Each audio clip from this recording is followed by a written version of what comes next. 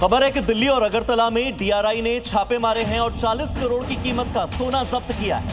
3 करोड़ रुपए नकद बरामद किए गए हैं। दुबई, बांग्लादेश से जुड़े हैं तार। स्मगलिंग के जरिए सोना आता था। तो ये तस्वीर आप देख रहे हैं, सोने की ईंटें हैं। 40 करोड़ की कीमत का सोना जब्त हुआ है। त्रिपुरा के अगरतला और देश की राजधानी दिल्ली, दोनों ही जगहों पर यह एक्शन हुआ है डीआरआई की ओर से। कागजों में मृत घोषित लोगों के खुद को जिंदा साबित करने के लिए कोर्ट कचहरी का चक्कर लगाते तो आपने कई बार सुना होगा, लेकिन हरियाणा के सिरसा में एक अनोखा मामला सामने आया।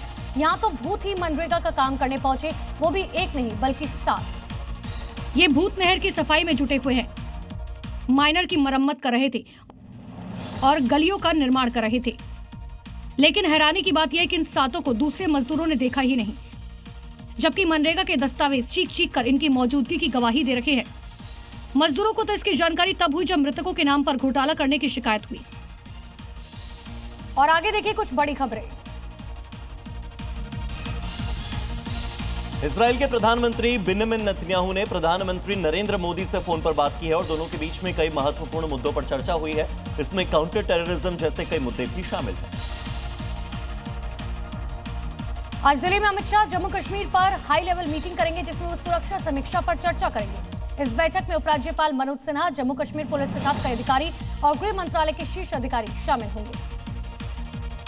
पश्चिम बंगाल चुनाव को लेकर भारतीय जनता पार्टी ने तैयारियां शुरू कर दी है और इसी को लेकर आज से 2 दिवसीय बंगाल दौरे पर जेपी नड्डा भी रहेंगे। इसमें वो कोलकाता में पार्टी के नेताओं के साथ मीटिंग करेंगे, साथ ही डॉक्टर्स मीट में भी शामिल होंगे।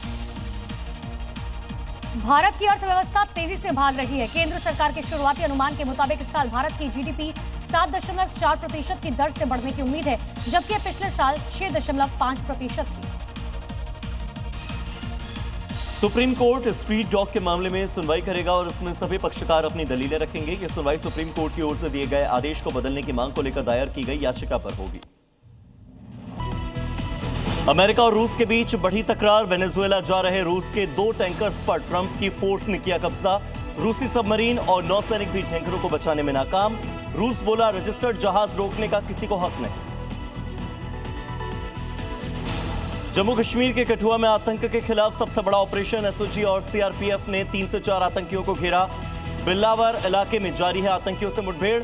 साल 2026 में आतंकियों के साथ पहला एनकाउंटर। दिल्ली के तुर्कमान गेट में पुलिस पर पथराव करने के आरोप में 5 आरोपी गिरफ्तार। 50 उपद्रवियों की हुई है अब तक पहचान। तुर्कमान गेट इलाके में पुलिस का फ्लैग मार्च। कल फैज इलाही मस्जिद के पास अतिक्रमण हटाने के दौरान हुआ था बवाल। दिल्ली में हुई पत्थरबाजी के केस में बड़ा खुलासा। रामपुर से एसपी सांसद मोहिबुल्लाह नदवी ने मौके पर होने की जानकारी सामने दी।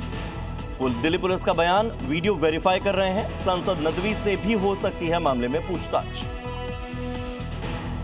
तुर्कमान गेट के बाद दिल्ली में जामा मस्जिद के पास चल सकता है अवैध निर्माण पर बुलडोजर। दिल्ली हाईकोर्ट ने दिया एमसीडी को आदेश, कहा सर्वे कर 2 महीने में दे रिपोर्ट। अगर अतिक्रमण मिला तो सख्त कानूनी कार्रवाई करें।